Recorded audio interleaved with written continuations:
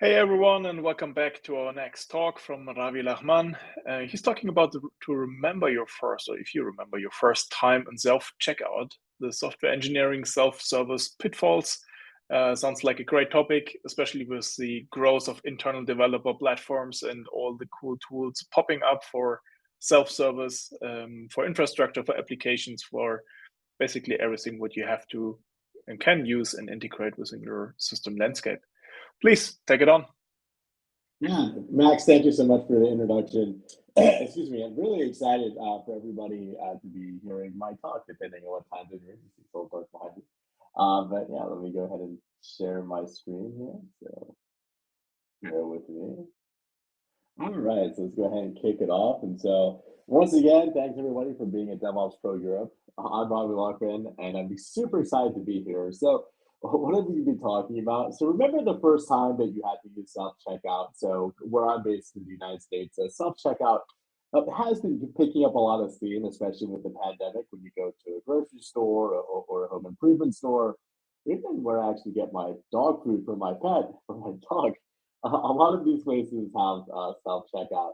But as software engineers, where you read as maybe the enterprise IT power users, but is self-service for being a software engineer really worth it? And also, what are some of the pitfalls? And so, a little bit about myself. I'm Ravi Lachhman. I'm the field CTO at a firm called Shippa. Two little quotes about myself. I've never gotten anything right the first time. Kind of the older I've gotten, the more I realize that if I were to build something and it worked exactly the first time, it's actually probably wrong. That took a lot of experience to come up with that. And also, software is a sport of iteration, right? And so, depending on if you're the dev side or the ops side, or you have to support your internal customers, if you're a DevOps platform engineer, if you take a look at how software is built, it's a lot of trial and error. You're doing stuff for the first time, and you have to support the iteration, and that iteration is safety. And this is where some of the self-service pitfalls kind of get in. You kind of assume happy path. Without getting too far into the presentation, a little bit about my background. Before I was a field CTO at Chippa, I was the chief architect at a continuous delivery firm called Harness. And then before that, I was actually a distributed systems engineer. So I worked at Mesosphere, Red Hat, IBM, but they bought Red Hat um, there. And so I was very fortunate to work in a lot of large scale distributed systems, kind of shifted into engineering efficiency with continuous delivery. And here we are. So what are we going to be talking about today? So coming from the talk description, well, self-service, yes, it's the best, right? And so is self-service really the best? So then we're going to talk about some pillars of what is developer experience or DX. So you might hear this term getting tossed around, DX, or developer experience. And we're going to kind of unpack what that actually means and how it actually equates to UX or user experience. And excuse me. Then kind of lastly, it's like something that we're working on here at Chippa, one of our open source projects that we open source is, well, how do you actually abstract developer experience away? As software engineers, we typically do APIs and SDKs. Well, what if we were able to API our own experience out? And that's that paradox is a project catch, which I'll be talking about towards the end of the presentation. Okay, well, check yourself out, right? No dinosaur control. Let's all go to the grocery store and talk about a common experience. And so, I'm not sure how many of you folks have seen a version of this. Actually, this picture is from a home improvement chain here in the United States, but that's basically it, right? So there's been this really significant rise in self-service. There's this allure that self-service will free us. If we take a look at our consumer selves, removing ourselves a little bit from our professional life here, it's that, well, what was promised here? Oh, we'll never have to wait in line. We have to wait for a cashier. We can, basically grab our items and we can scan them ourselves and we can be in and out of the store in a few moments, right? So there's no need for humans and no need for the expertise. But I remember, even still to this day, what is that experience actually like? Now, there's a few things that experience is actually like now. One, it can be a trial and user experience, right? There's a lot of studies, and if you take industrial design classes or user experience classes, there's very academic looks at oh, well, how is the kiosk experience or the self-checkout experience? Even these kiosks are popping up all over the place. Actually, I'm at another conference, that's the time zone. And when I had to go check into the airport lounge for the very first time, I had to check in myself instead of talking to an airline attendant. So, but there's these corner cases that kind of come up. Just focusing on the airline experience, there's these corner cases that tend to come up. So here, excuse me, a little hoarse in the morning. Here in the United States, alcohol purchases are a big deal. You know, Europe, you know, you care less who's depending on the country you're in, who purchases alcohol, but you have to be 21 years old and you have to be validated with an ID to purchase alcohol. Now, how does that impact your self-service experience? That, you know, I have a basket of groceries and a bottle of wine. You know, how does my experience immediately changes from when I'm, let's say, checking out some fruit or produce, and the second I scan that bottle of wine, it's like, oh, you have to see somebody, or there's an here just potentially an automated solution for that. But that kind of shows that there's a difference from the happy path, right? Like if you weren't expecting to you know, show your ID, it could be a bit of fumbling. This is something that I noticed, like depending when you shop here, you know, if you go to grocery on Saturday, and I actually use self checkout without let's say skipping something. It's usually you can tell like someone who's going to the first time and they try to buy like a beer or wine or liquor, and you know they're confused, and the attendant has to come over and kind of help them through. But that's a deviation from the happy path. You know, and we can talk about what that looks like in our software lives. And going back to this, right? Well, okay, if you now your cart's app, you know, you're ready to check out, right? And this could be from a software engineering perspective, you're ready to go to prod, or you're ready to go to another environment, or you're ready to take kind of that next step in the SDLC.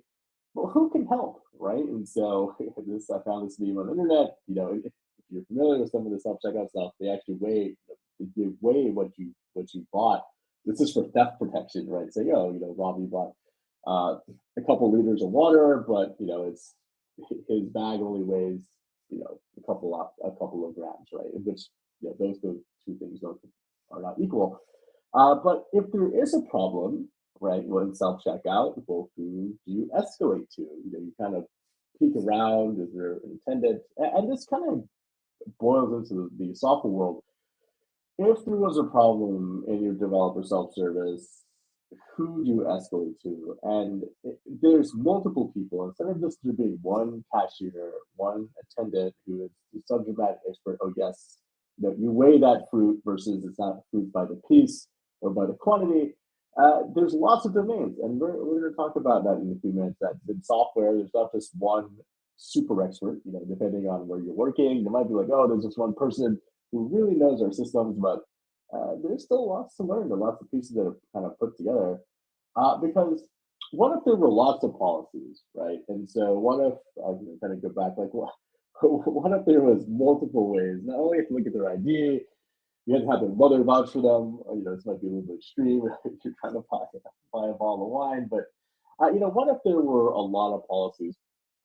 And so this is another joke here. So in the 1980s, and actually just did this up in a textbook. And I remember reading this as a kid, and I was like, oh, it's kind of weird. For something as simple as a hamburger, uh, there were actually from the raw materials to how it's cooked to how it's raw materials are transported, how it goes to market to the average. There's 41,000 regulations going into a hamburger, right? Something that you eat, like, oh, there's a couple, you know, it's a burger, a piece of cheese, a lettuce, you know, but that went through a lot of policies, right? And so this gets kind of confusing. And this is something that I like to call the fog of system development or the fog of development. Is that what if from a developer standpoint, imagine it was this is user empathy, right? Like it's your very first time. And a little bit about my background, I've probably been on a dozen or so development teams over my different employers.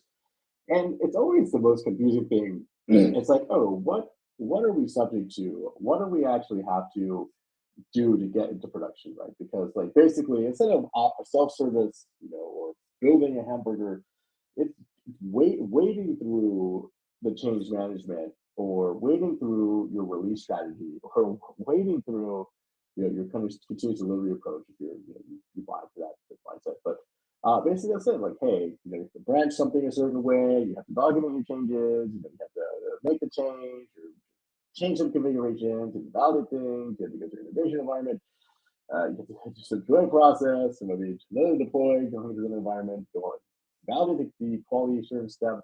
They could be n number of environments, you might be doing performance testing or load testing or chaos testing. And this cycle just keeps going on and on. You're like, oh, like where does it end? Is it where does my 41,000 regulations for a hamburger end? And this is where a lot of like the trials and tribulations and the stress of developer self-service comes in, because if you have problems in any one of these steps and n number of technologies that you run into, who do you go to? Is it the DevOps engineer? Is it a platform engineer? Is it your team lead, of the development team? Who do you go to?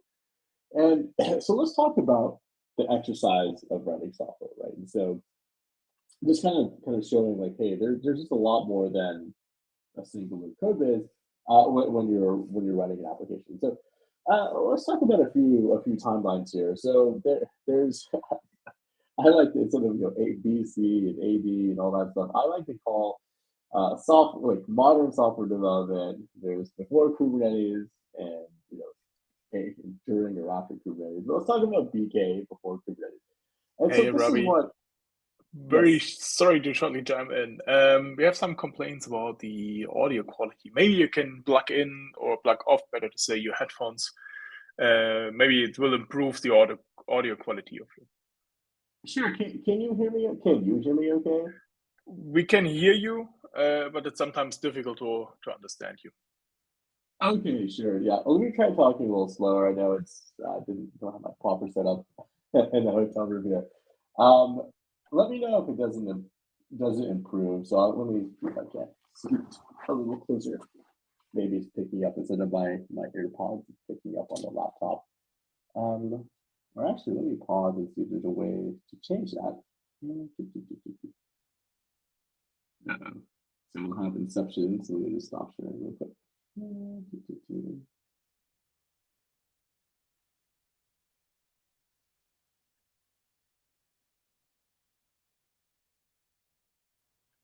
Can you hear me any better now? Perfect. Awesome. Okay, Love cool. it. I switched it to the computer, so it was coming from my AirPods, but maybe something got messed up. So hey, sorry everybody for the audio stuff. So cool. Thank you very much. Don't forget to share your screen again. See you Yeah, later. do that again. Let's see. I should start over if everybody did hear, but unfortunately, there's might not have time for that. So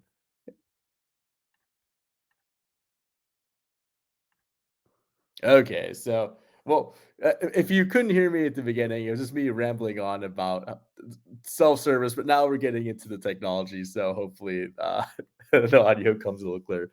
Um, and so, kind of like, let's talk about two different time sets here. There's the BK, like going back to modern software development. I kind of dissect like there's a time before Kubernetes and there's a time with Kubernetes. Let's talk about BK, like the before Kubernetes, what the experience looked like. So it's from a developer standpoint, and actually the person on the right is our VP of engineering, Vivek. I like to use him in our presentations. It gives me confidence if Vivek is here. But from a developer standpoint, some of the items that are needed are, well, okay. From a developer standpoint, I have a couple of static pre-provisioned environments. So I might have a continuous integration server, a la Jenkins, that's running on a virtual machine. I might need a few application server instances, or in a development that like a JBoss application server. That's on a virtual machine, and same thing with like anything else. So I need binary repository, like a JFrog or Nexus. That's typically pre-provisioned and a VM. Now, if when we start marching towards production, uh, now I need multiple JBoss instances, multiple virtual machines. But there's a key differentiator here. The production-facing workloads are typically provisioned by somebody else. Let that be a system engineer, and at production level infrastructure that it's kind of separated. Like, oh, you know what? We use an F5 load balancer or an appliance load balancer in production, but we give you a software rendition of that, like mod.jk, in a lower environment because having F5 is too expensive. There's just constraints like that, right? There a little bit of dev prod, a lack of parity there, but there's always a different person, right? The person who provisions JBoss might be a different person than who is a network engineer versus who's the web engineer and the release engineer, so on and so on. But there's specialization, right? So there's not self-service here, or self-service is pretty hard. But if there's any sort of problems, they're there to help. And that does drag out deployment time because you have to coordinate with multiple people.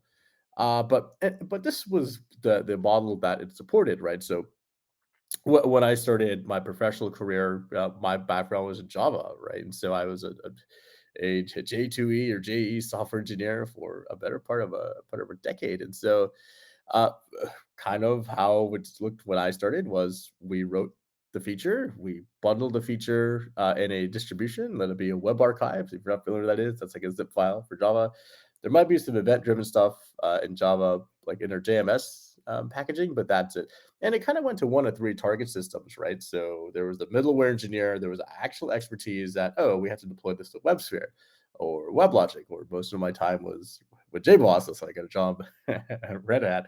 Uh, but there was specialization who actually did deploying, right? And usually I didn't deploy very rarely, but if you kind of take a look at the stack, I deal with today, right? So I'm the same Ravi. I'm just less hair and bigger in size and grayer in the hair and stuff like that.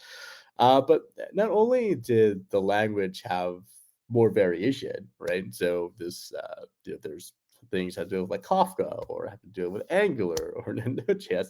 Uh, Going left to right is a bespoke journey, right? So not only that we're consuming a lot more open source, a lot more packages, I have to automate the build. I mean, that didn't change, but now I have to do it. Or, oh, you know what? I need to start making infrastructure decisions. So this is where it gets a little bit difficult. Like, oh, I need to provide Terraform scripts or Terraform modules for the application. And as we kind of go to the right, it gets even more complicated because of Kubernetes. So like, oh yes, we're Dockerizing our Tomcat images, and we're going to Kubernetes. And because I have to package stuff in a certain way, I'm providing a Helm chart for to deploy to. And then also we're in multiple environments, and so I have to use Kustomize. And then our observability stack, we have Fluentd and Prometheus, and we're in two public clouds. We're in AWS primarily and GCP for resilience. But who authors all of this, right? Going left to right, this is where the self-service starts to come in. Like, oh yes, you know what? You're a developer. You should be able to understand code. All these things are in code. And this comes to this concept called Conway's Law, right? So being at a DevOps conference, what do you mean a DevOps conference if nobody speaks about Conway's Law? So sorry if you heard this term like 20 times today. But if you haven't, if this is your first time hearing it, so Conway's Law comes from institutional design. And so what this is from the 1960s, that basically Conway's Law states that the system design will mimic um, organizational communication, right? And so if you could understand how each one of these teams communicate, or how each one of these teams are structured, how their team structure and skill sets will boil into exactly how something is architected. So who owns this entire I chart of icons here? Who actually owns that? Is it a system engineer? Is it a that's operation focused person? Is it being a DevOps conference? Is it you, Mr. and Mrs. DevOps engineer? Is it the developer? They wrote it. They should be able to run it. Or this very, very rare case, is it a release engineer? Now, I remember when I first started out, there was release engineers on our team or in our particular Scrum team or pod. Not anymore. I actually don't know where they went. I think they turned into DevOps engineers, but it's a rarity to find a release engineer. But when you interact with these systems, you can definitely tell who what team implemented it. Like if it's a systems engineer making something self-service, it's very rigid, right? Like, you know what, you have to follow our run book, follow the IBM Red Book path that you have. If it's a developer, there's like a lot of flexibility. Like, yeah, you could do that. or you can do this or do that. That's my background, just giving flexibility. So it really, there's a lot of system design or the user design that's heavily influenced by Common Soul. But let's talk about what's happening in the development world now. And so there's a little bit of a shift that's happening. So you might hear all this notion: shift left, shift left, shift left, left being the developer, right being the operation side of the house. But there's this newish concept. It was made popular by two companies. It was made popular by Amazon and Netflix. In the late 2010s or mid 2010s, is that, hey, you know what? Who best to know about the service than the person who wrote the service? So you might hear these monikers that if you build it, you run it, or if you write it, you operate it, and that all means it's kind of the same thing. Just this concept of being a full lifecycle developer, which in my opinion, I'm pretty pessimistic about it. Like it's fairly difficult to do that. But hey, you know what? They kind of have a changing role.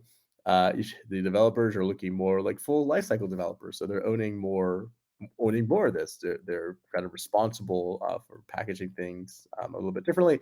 And if you take a look at the changing role, this is the K era, Kubernetes era. Now, there's an evolving role of a platform engineer. That particular platform engineer, if your end platform is Kubernetes or a platform as a service, or some sort of area where workloads run, he or she or that team has to make sure that there's capacity and uptime. So they're switching from being very prescriptive and hand holding the workloads to saying, okay, well, we're going to make sure that there's capacity for when, let's say, Ravi wants to deploy something. And also, we'll provide Ravi and Ravi's team with tooling to get to work on and get to work off the platform. And that's it. They're like hands off. You can make those decisions yourself. But it's kind of like the changing roles of how software is being delivered today.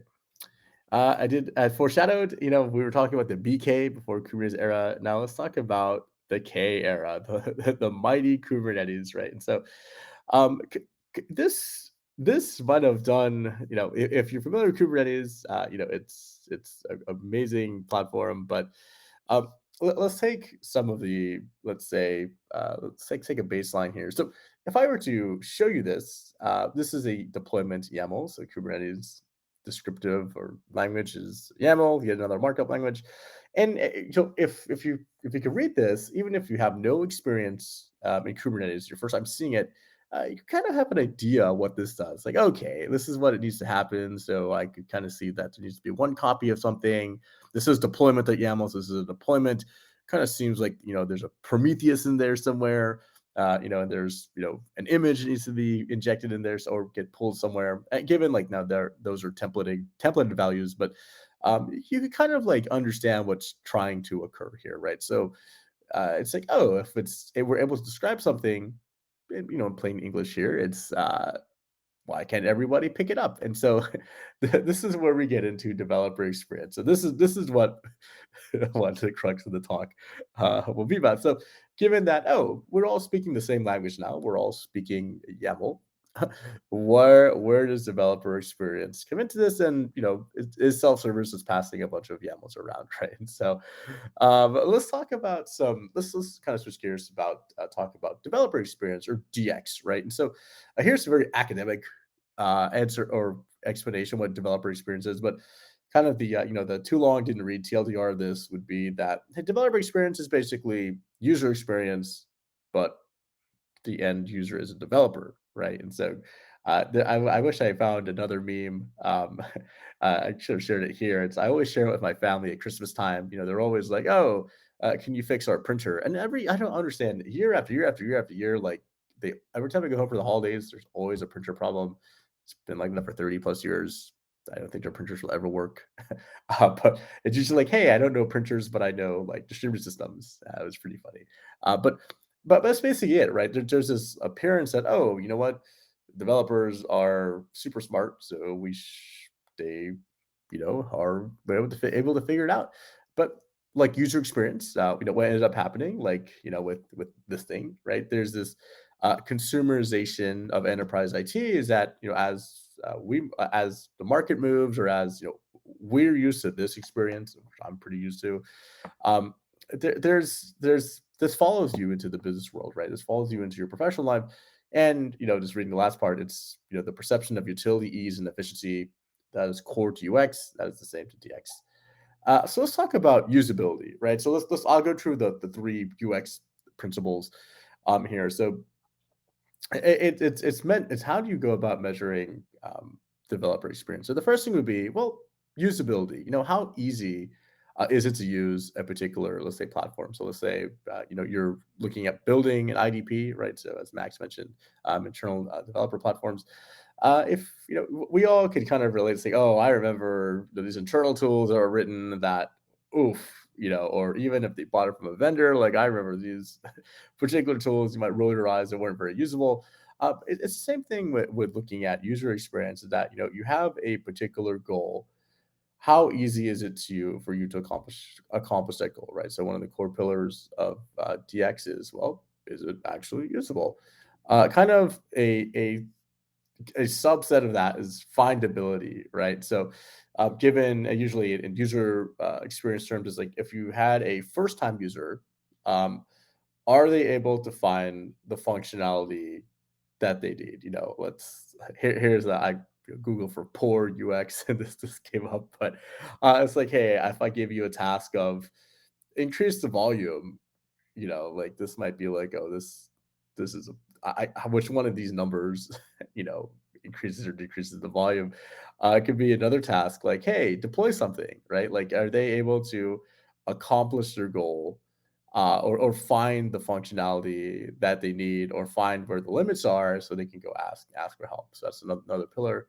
And also, this one's a little bit interesting to explain is credibility, right? And so, using a consumer example here would be, well, where do you get music from? If you're old enough like me to remember LimeWire, you're trying to find a song and you get a virus instead. All those going jokes that if I try to download an MP3 from LimeWire versus actually.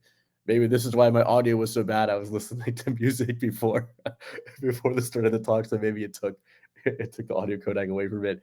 I've on Spotify, but yeah, which one of these are more credible? And credible being that, can you trust the system to do what you need to do? So if something is usable and has findability, like if I have to deploy something, can I trust the tool or platform or my experience to get me to my task? Because as a software engineer, I was later in my career, instead of oh, you're kind of bonused on what you checked in, you're bonused on, is it in production, right? And so that has if something's not credible, you'll find ways to get around that process.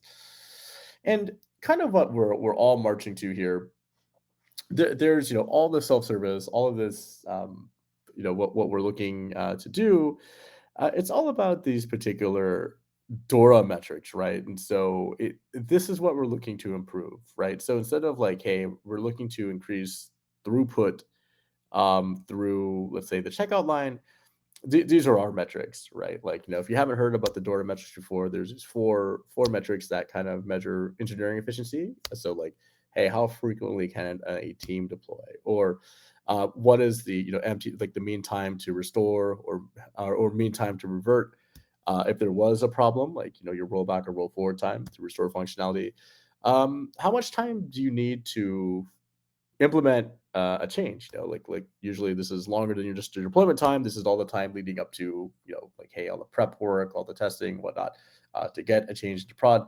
And also how many of those changes fail once they get to a higher environment, right? This is what you're trying to improve with self-service, because first, to slide about myself, software is about iteration. You have to keep trying and trying and trying until you get it right. And these are the kind of the throughput metrics. If you had to go talk to somebody every time that you want to deploy something, you wouldn't deploy very frequently, would you? And this is what we try to achieve with self-service. And so, kind of like switching gears there, is that, hey, you know what? Let's talk about application as code. And so we at Shippa, have seen this problem time and time again.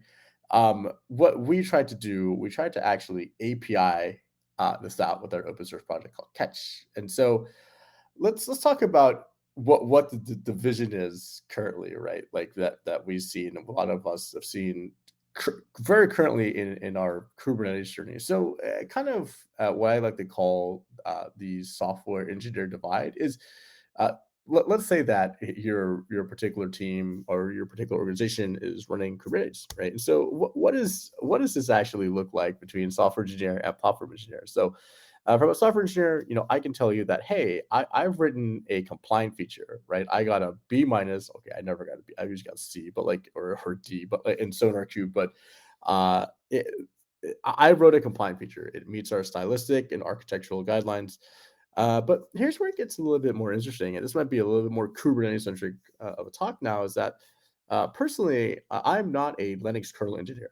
I know Go, I know Java. I can build a feature, but if me dealing with low level kernely type of things like eBPF or low level networking things, I don't know.